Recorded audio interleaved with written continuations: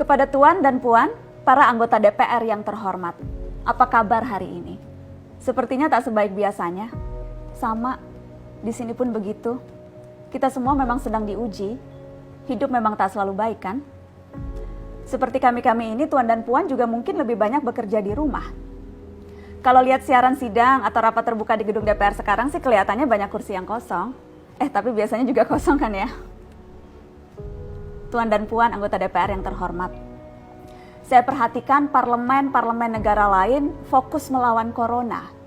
Tapi rasa-rasanya isu-isu yang keluar dari Senayan belakangan kok kebanyakan tidak terkait corona ya? Kami malah membaca DPR bersemangat membahas isu-isu lain. Contohnya, rancangan Undang-Undang Cipta Kerja yang banyak ditolak karena dinilai mementingkan kepentingan investor di atas kebutuhan pekerja. Presiden Jokowi pekan lalu sempat menyatakan pemerintah dan DPR menunda pembahasan salah satu klaster di rancangan undang-undang itu, klaster ketenagakerjaan. Ini untuk memberi kesempatan mendalami substansi dan mendapat masukan dari banyak pihak. Berpegang pada alasan itu, maka sudah seharusnya klaster lain dalam RUU Cipta Kerja pun perlu ditinjau ulang. Karena yang lain juga bukan tanpa masalah, terutama dari perspektif lingkungan dan keadilan gender. Tidak cukup hanya menunda pembahasan satu klaster saja. Ada juga RUU lain yang masih nekat mau dibahas. Ada RUU KUHP yang tahun lalu diserbu unjuk rasa. Lalu RUU pemasyarakatan. Ada koruptor yang sudah ngebet pengen bebas kah? Apa kabar Pak Yasona?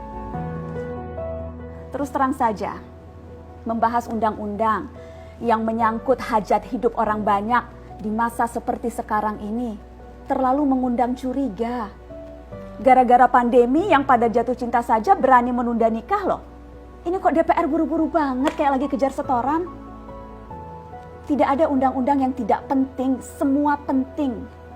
Justru karena undang-undang itu penting, aneh jika pembahasannya diseriusi di waktu seperti sekarang, saat dimana perhatian dan konsentrasi kita sedang terkuras bertahan hidup di tengah wabah.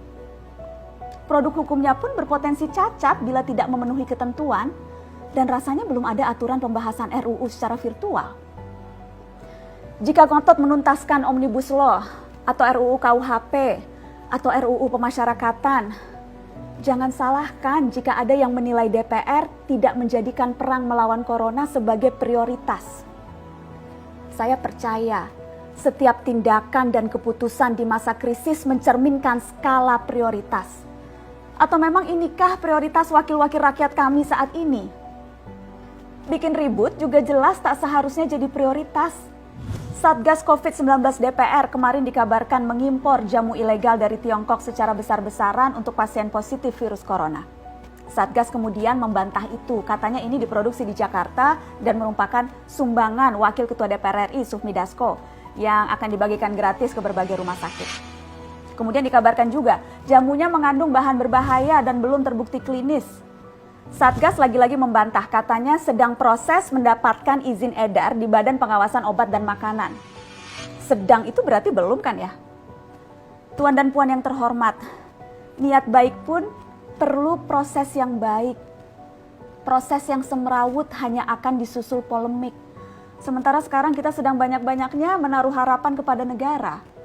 Tindak tanduk DPR salah benarnya akan selalu dilihat. Makanya sempat ramai juga warganet mengkritik Satgas COVID-19 DPR RI yang berfoto mengenakan APD saat hendak berkunjung ke rumah sakit darurat Wisma Atlet menyerahkan sumbangan DPR. Ini dinilai melukai hati masyarakat. Tenaga medis kita saja bertaruh nyawa benar karena kekurangan APD.